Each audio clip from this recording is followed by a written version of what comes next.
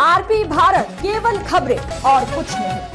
बिहार के विश्वविद्यालयों में सहायक प्रोफेसर नियुक्ति हेतु प्रस्तावित status for appointment as assistant professor in the universities of Bihar 2025 draft के विरोध में जयप्रकाश विश्वविद्यालय छपरा परिसर में आंदोलन लगातार तेज होता जा रहा है। इसी कड़ी में आज बिहार राज्य अतिथि शिक्षक संघ जयप्रकाश विश्वविद्यालय छपरा के बैनर तले विश्वविद्यालय परिसर में जोरदार धरना प्रदर्शन किया गया। धरना के दौरान वक्ताओं ने पुतला दहन कार्यक्रम में उठाए गए मुद्दों को दोहराते हुए कहा कि यह अत्यंत दुर्भाग्यपूर्ण है कि जिस व्यक्ति के कार्यकाल में विश्वविद्यालय की शैक्षणिक एवं प्रशासनिक व्यवस्था एवं स्वयं सवालों के घेरे में रही है, उसे पूरे बिहार के विश्वविद्यालयों के लिए नियुक्ति नियमावली तैयार करने की जिम्मेदारी दी गई है। धरना को संबोधित करते हुए शिक्षक नेता समरेंद्र बहादुर सिंह ने मांग की कि नियुक्ति प्रक्रिया को पूरी तरह यूजीसी मानकों के अनुरूप बनाया जाए।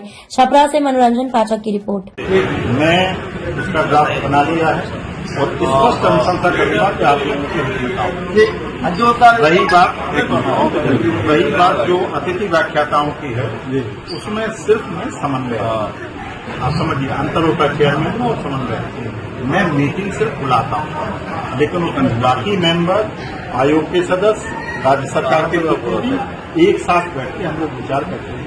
पहला जो ड्राफ्ट बना है वो अंतिम नहीं है, उसको हमने पब्लिक फोरम में डाला है। जहाँ जहाँ जो भी सुझाव आना है वो सुझाव आएंगे। तो अभी कल हम लोग बैठ रहे हैं जी, कल लोक भवन में एक बैठक है, उसमें ये तय करेंगे कि किस दिन इस पर विचार वो करके, क्योंकि हमारे यहाँ 23 से 25 तक एक कॉन्फ्रेंस है और 28 तारीख को दिल्ली में एक बहुत बड़ा कार्यक्रम है, ये जो शिक्षा अधिष्ठान में उसमें तो 28 को मैं वहाँ जाना, तो अपने और जब तक इसको विचार नहीं होगा, ये फालतू की भ्रांतियां तब तक कुछ काम नहीं होगा।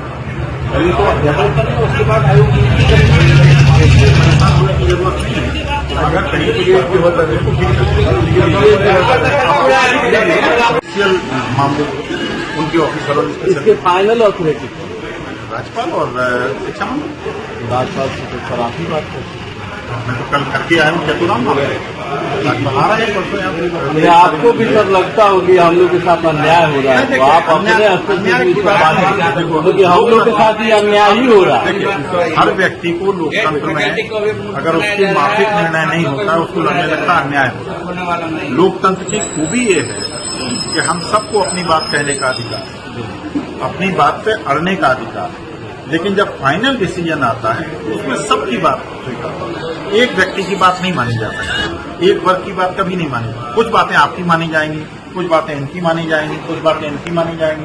कुछ लोग कहेंगे दलाल है, कुछ लोग कहेंगे चोर है, कुछ लोग, वो सुनना पड़ता है, लोग सुनेंगे हम।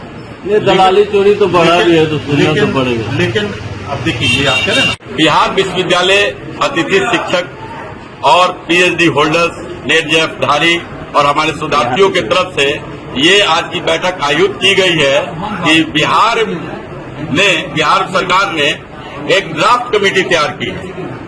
बिहार में शैक्षणिक और गैर शैक्षणिक पदों के विश्वविद्यालय में बहाली हेतु एक ड्राफ्ट तैयार किया गया है। जो ड्राफ्ट को हम लोग वापस करने के लिए उसके विरोध में हम लोग बैठे हैं, तो वो ड्राफ्ट को वापस किया जाए। ये ड्राफ्ट जो है बिहार की प्रतिभाओं के अन्याय है उनके लिए, ये उनके उच्च शिक्षा का मतलब क्या कहते हैं, ये काला कानून है।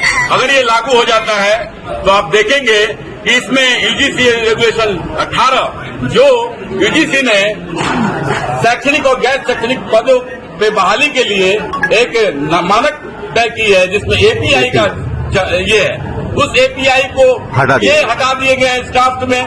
और उस आप देखेंगे कि हम लोग जो एपीआई, हमारे बिहार के बच्चे जो एपीआई जिनका बना है पिछले 10 सालों से, वो इतने मेहनत कर उस शिक्षा में उन्होंने नेट, पीएचडी और जेआरएफ वगैरह वगैरह पेपर्स और लेकर वो बैठे हुए हैं। और वो लोगों को दरकिनार करते हुए, उनकी प्रतिभाओं को दरकिनार करते हुए, यूजीसी रेगुलेशन 2018 को दरकिनार करते हुए ये ड्राफ्ट तैयार किया गया है।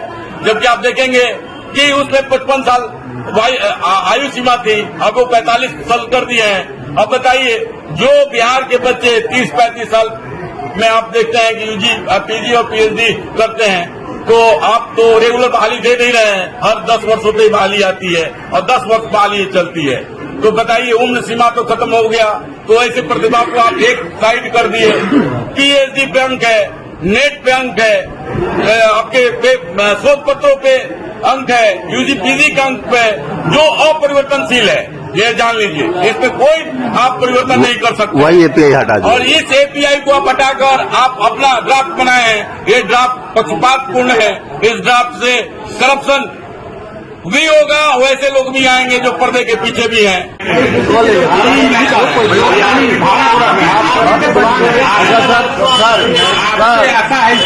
एक चीज और कंफर्म होना था, जैसे मान लीजिए कि गेस्ट वाले पे बात हो, जो पीएचडी होल्डर अभी प्रेशर है, उसमें अभी नहीं तो विचार ही नहीं हुआ, मैं कैसे आपको तो उस पर कोई विचार नहीं। अभी कोई विचार नहीं। तो हम लोग का कहना एक ही है कि आप हम लोग का पक्ष सरकार में रखिए, और जहाँ जरूरत हो आपको, जैसे चेयरमैन इनका इस कमेटी के कौन चेयरमैन था? इसका चेयरमैन नहीं, इसके समन्वयक कोऑर्डिनेटर है।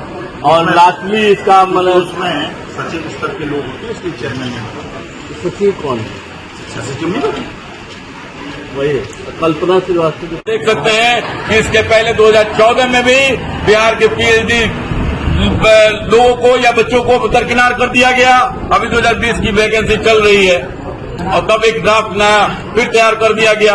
आप देखिएगा कि एपीआई, जो कि आप असिस्टेंट प्रोफेसर से एसोसिएट प्रोफेसर के लिए आप एपीआई तैयार करते हैं, एसोसिएट से प्रोफेसर बनने के लिए एपीआई तैयार करते हैं, विश्वविद्यालय में कुलपति बनाने के लिए आप स्क्रीनिंग, क्या सरकार लिखित परीक्षा से ही असिस्टेंट से एसोसिएट प्रोफेसर बनाएगी?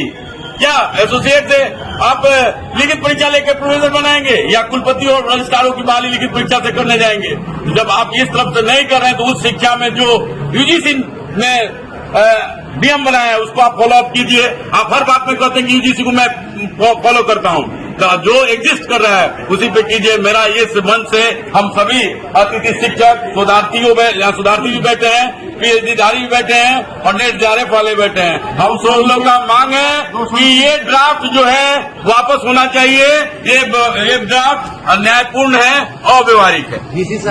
निर्माण का भरोसा लाल स्टील टीएमटी बार्स, हर निर्माण के लिए उपयोग लाल स्टील टीएमटी बार्स, रिश्ता मजबूती।